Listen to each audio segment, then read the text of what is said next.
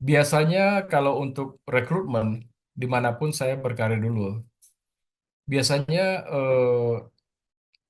saya mensortir sendiri kandidat-kandidat yang masuk.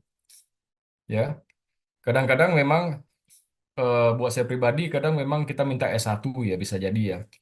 Tapi saya pribadi juga kadang-kadang anak-anak D3 itu kita panggil, ya.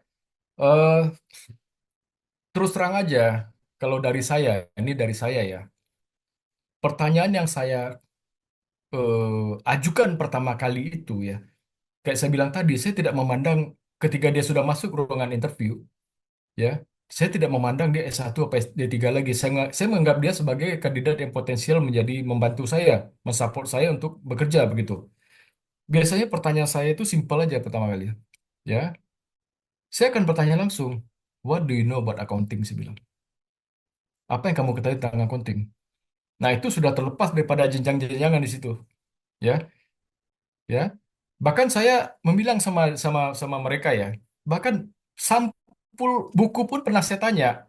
Buku ini ya kamu pernah baca buku ini enggak? Sampulnya warnanya apa? Saya bilang gitu. Ya.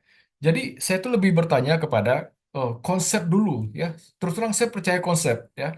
Kalau seandainya masalah dia nggak tahu jurnal atau kalau orang mau ngasih konsep biasanya saya bilang nggak akan mungkin dia nggak tahu jurnal ya. Secara kan kita pernah dengar ya substance over form gitu ya kalau di akuntansi. Kita lebih kepada apa melihat kepada maknanya. Saya selalu bertanya secara konseptual ya. Misalnya menurutmu apa biaya bayar muka itu apa? Apa sih makna biaya bayar muka gitu loh, ya? Lalu bagaimana pelakuan akuntansinya? Lalu saya bertanya eh, misalnya aset itu apa? Fix aset itu apa? Kenapa suatu benda atau suatu pembelian itu dianggap fix aset? Kenapa nggak dibebankan langsung begitu loh?